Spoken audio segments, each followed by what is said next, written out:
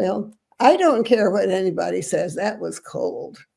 See, I used to get into the water, but I'm just too old for that now. So I stand here on the shore in my house in Never Never Land and pretend that I'm going to go swimming. In fact, I doubt that I will ever go swimming again. So instead, I have decided to bring in our Crafty Canadian. Oh, I'm Dorothy Wilhelm. This is Swimming Upstream Radio Show. And here we're going to liven things up a little with, we've invited Sandra Solon, our Crafty Canadian, and I'll probably drop things in from time to time too. Sandra has some great ideas for summer. Hi, hello there. Hello, Dorothy. And yes, I do. The weather's so hot that the kids just don't want to go outside. So having them inside and not destroying your house is the key to a happy summer for everyone. As I remember very well, and it's not always easy. I seem to remember something about making footprints on paper. Do you know anything about that? I can just... I have several ideas for copying things and making creative things out of them. And the footprints on paper are great. If you start them young enough, you can have them actually growing as they walk. Now, today you've been spending some time in your garden, I understand. I have. I've started my second planting, actually. And it's a course that I don't know if I can promote, my niece, but she's got Plot Twist Farms in Penticton, BC, up here in Canada. And she does small plot or micro gardening, all organic, no-till. So what she has taught me this year through her course is to rotate planting. So now I've pulled out my peas, but I've planted more carrots. Because we actually have, up here in Canada, we have almost 200 days of growing. And you would have about the same in Washington as well. And anywhere on the West Coast, really, probably. So our zone, 5 to 9, and you can look up how long your growing season is.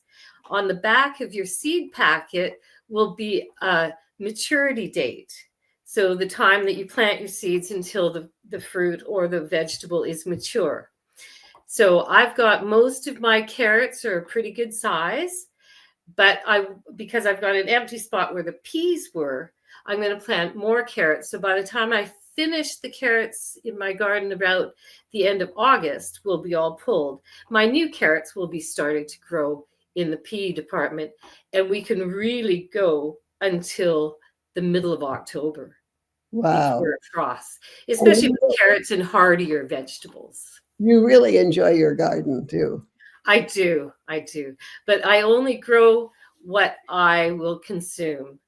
I 3 zucchini plants are like, forget it. All my neighbors get zucchini. But I do a few clever things with leftover fruit. Do you? Let's hear it. For a craft, yeah. I slice up or poke holes into round fruit, and then I bake them slowly. And what you get are little faces. So how long would you bake that? This one is like a fruit leather. It went into the oven, and it's about 1/8 of an inch thick. And then I just poked holes. Now this is an apple, but you could use the whole apple. Or squash, anything small, though. You don't want to be baking anything big that'll just turn like into about 325 or so, or what would be? Apples work good. Pears. But what temperature? Oh, around 200, 250. Yeah, it's just a slow dry. If you have a fruit dryer, then you can do it in there. But it's very easy to get shapes. It doesn't have to be a face, but that's something the kids love to do, because then it's just a slice of fruit or a slice of veg. They can eat it and because zucchini chips, and I'm just poking holes in them to make. Hold it up again. Yeah. So this is just one slice of apple. Yeah. And then I'm going to actually take 3 or 4 or, an odd number out of one apple, and I'm going to attach it to a tree. I'm actually going to make it an apple tree. Cute. Actually, you put it outside and the birds will eat it, or the squirrels. So it's quite fun. I mean, it will attract whatever animals you have around. So be careful where you put it. But So you can make a kind of rustic bird feeder that way too. absolutely. And you put all the faces on. Of course, everyone's going to make a different shape of cutout, which is one of the fun parts. And I don't usually give too much of a choice with which fruit and vegetables. I don't let them pick. I do that part and help them slice it nice and thin, or use a mandolin. So Tell me what a mandolin is, honey. I know. Yeah. Oh, well, I don't know if I'm saying it right or not, but it's Right. this, the thin I slice. don't have one. No? Oh, you just all by hand. No, I don't think. Actually, I never met anybody that did that before. So, well, there was an artist in northern Vancouver Island when I was very young, and I'm sorry I can't remember her name, but Sayward is the name of the town. It was called the Valley of 1,000 Faces, and this is what she did. She did apples and pears, and she made all kinds of. Now you can get as many wrinkles. This is just a really quick cutout, but you can get quite ornate, and then slowly dry that fruit. It'll come to a nice hard. So I just want to be sure we can still eat it, or use it for a decoration, or put it on a bread or on a tree stuff, which it could be for the birds, both a decoration and something to eat. Is that right? Exactly. Yeah. I mean, obviously I could lacquer this or paint it, and then it's non-edible. But as long as it's washed, I mean, it wasn't a rotten apple. I just dried it. You know what I mean? It has to be food safe. Do the kids enjoy eating it? They do. And it's funny because everybody will try it. Absolutely everyone will try it. So that's one of the benefits that I think is, and it's literally a piece of apple leather, really, at the end of the day. So. Sure. Well, what else did you bring us? I have another edible project, actually, and everyone remembers Play-Doh. Yeah. Well, this is a recipe called Let's Dough It, because it's actually a bread. So it's going to taste like an old cracker. There's no salt in it. It's flour. So, sorry, there is salt in it. It's flour, water, and salt. And I've got the recipe here that I can share with everyone. The thing about it is it acts like a bread dough. It won't rise, but it becomes glutinous. And so it's very palatable. And I have several nice cookie cutters. I got little bunny rabbits. And I also, and a little angel that one of my little kids. And then you paint it and lacquer it after it's cooked. And the same thing, it's around 225 degrees in your oven. Just a slow, make sure that you watch it. I always put my timer on. Put your timer on. When your oven is on that long and slow, always put your timer on. The fire department can confirm that with my address. Oh, boy. And I also have these cookie stamps. This guy's got a little bit of white sugar in him. But the little frog. And you can buy these anywhere or make your own designs. Very easy. I also have a maple leaf because I'm Canadian. Of course, yeah. And then these, I just make a circle. I've got a circle cookie cutter, and then stamp the cookie. So get the appropriate size for the stamp. And then I put a little hole in them. And again, painting them. And for the little ones, I do the stamping and I bake it. And when they come over, I have all these little round cookie dough or the bread dough dried ornaments all ready to go, already baked and everything. And then they paint them. and that makes it easier. You know, they can play with the dough, but when they're like, my youngest granddaughter is 2, so all she wants to do is play with it and eat it. So, Does her so mother? I kind of do the process, the more adult process for them. But certainly, as soon as they're 6 or 7, they can definitely do the whole thing by themselves. Yeah. I just can't see why they'd want to, but if you tell me they do, it's okay. Well, they like playing with, you know, my auntie, and I get to say happy birthday to my auntie Sylvia. She's turning 100 years old this weekend. Wow. Yeah. Yes, I get to go up and see her.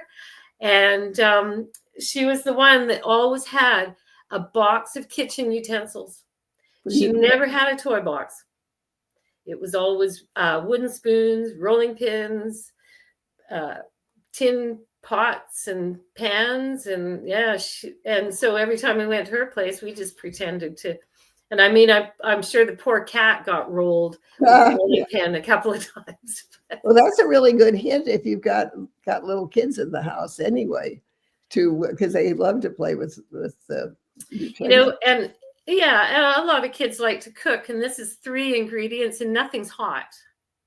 You just mix it all. I mean, I mixed all mine in my Pyrex, just a cup of flour and a half a cup of sugar and a little bit of water. You've got yourself, and you know, I wrap it up in saran, and it stays in the fridge for months. It'll stay soft and ready to work for a long time. So you have that recipe, and I do. It's as simple as you can get. But I'm. Would you like to have it just now, or I mean? Well, why not? No, I actually, we were assuming that people would write to us or you if they wanted them. I have it written down, and this actually recipe sheet. And you know, I've got to tell you, Dorothy, I've tucked every recipe from my grandmother all the way down to my kids, and everyone wants that cookbook. Every one of my girls has said, I want that cookbook, the one that I've got everybody's recipes. Can't you create one? Now, my granddaughter made a cookbook for us from my mother's recipes. Oh, wow. And it's really quite delightful. It's in a notebook like a Brenda Homes and Garden one with the red and white checks, you know. Yes. She went and transposed all of her recipes. That would be a good thing to do. It's a lot of fun, a lot of work. I mean, absolutely. I've got 100 years of recipes, literally. So, but that would be a good idea to get everyone involved, because to practice penmanship, or maybe a typewriter or a computer if you have one, to get every kid like written out by, and then everybody could have their page, if you will. Sure. Yeah. So what else do you have?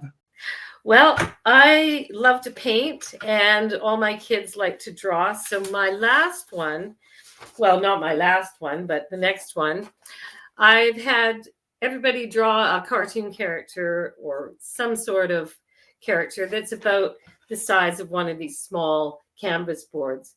I get a pack of 4 of these little canvas boards from the dollar store for $1. So they're quite reasonable. Now, you don't have to go out and buy anything. By all means, you can just copy and do this with paper. But what I've done is I've taken my granddaughter's drawings, and I've got the old carbon paper. So well, I've just... Hold the drawing up for a minute so we can see what you did. Okay. So did you make this on paper, or did you trace it with the... This one is on paper that she's drawn. So what I'm going to do is I'm going to take my sheet of carbon paper, and everybody remembers how it works. You put the ink side down on what you want to trace, and you put your drawing on top of the non-ink side, if you will. And then I'm just going to draw around and create the drawing. Now copy it onto here with the carbon paper. So once you've done this, and I've done this one, I had the pleasure of going to India this spring. So I brought home nice drawings of elephants. And so I made a drawing on a piece of paper, and then I just carbon papered the outline of the elephant. And then, as you can see, I've just gone around it, and very simple. So you don't have to know how to draw. You can do anyone's design, or like I said, get your little kids to draw. And I think this one's going to be really cute when I finish painting him. And I'm going to paint this one because I can do it tidy. Yeah. Don't tell the kids, but Grandma can do it tidier. So I just kind of go around and correct things. But I've let them embellish this. I mean, use your glue gun. I've got beads on this one, and she'll get silver tassels and stuff because she's an Indian elephant and she wants to be all dressed up. She does. She does. I was just thinking, because we lived in Thailand for quite a long while, where there are a lot of elephants too. So they're kind of like dogs and cats, nobody's, they've all seen them. It's part of the scenery, aren't they? Yeah. Well, one of the elephants ran off with my son, and I found it quite upsetting myself. But his father didn't hardly seem to notice. Oh my! It was. He didn't even go after him. They were going into the jungle together, with flopping up and down on the back of the elephant. Oh my! Hey, goodbye, son. And don't forget to write when you find work. It was tense. It was.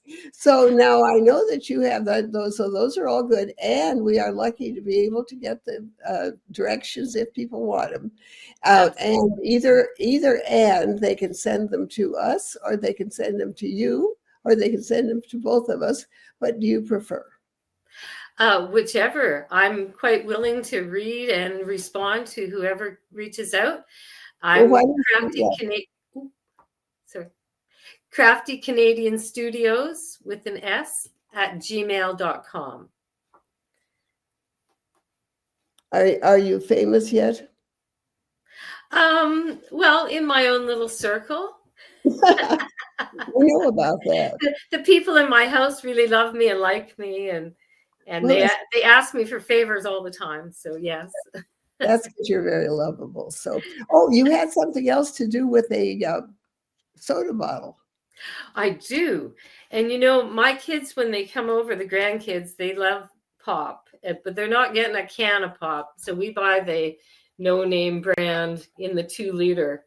And they'll go through one of these in the time that every visit. So I've decided that I'm going to copy an idea that I saw in Peru, which they would use these 2-liter plastic bottles in many ways, but one of the ways I thought was fun was as a sprinkler. So the actual top of these will go into a hose connector, a 1-inch hose connector that is standard in North America. And then you just poke holes in them. And the funny thing is almost every pop bottle that I saw that was used as a sprinkler had a different design of water coming out. So a lot of them just had the holes in the bottom here, and some had little designs of circles, and the water pressure will bring them out in a design. So I thought it was a really creative way to use them up. And I wish we had a picture. Well, have to for next time. You'll have to get a picture of it working so we can see. Oh yeah, I'm sorry that I just grabbed this one out of the recycling bin. I've never seen it before. It's the water, it'll fill, the water will fill out, and then Is it stay in one place, or does it kind of flip around? No, these ones, actually a few of them, depending on how much pressure was released through the amount of holes, some were staked down. But you would find that out very, very quickly as soon as you put the hose on. We've got one hose that's outside of the regulator, so it's very, very powerful, and absolutely. And that actually makes it fun when we put that on the strong water pressure, because they do whip around a little bit. And of course, the kids like to hold it and, everybody. I've never seen anything like that. I don't. Yeah, it's fun. A lot of environmentally sound uses for these. Well, of course, I don't. One reason, because I'm thinking, isn't that funny that I've not seen it? But I don't have a lawn. It's been some years since I've had a lawn or anything. So, like, if the kids were still home and we were still watering, I imagine I might have. But Yeah. so now you won't believe this, but we're almost out of time. So, what is the one thing to make summer wonderful? Be aware of all these wonderful, easy directions or easy crafts, and send for the directions at the Crafty Canadian. Crafty Canadian Studios with an S at gmail.com.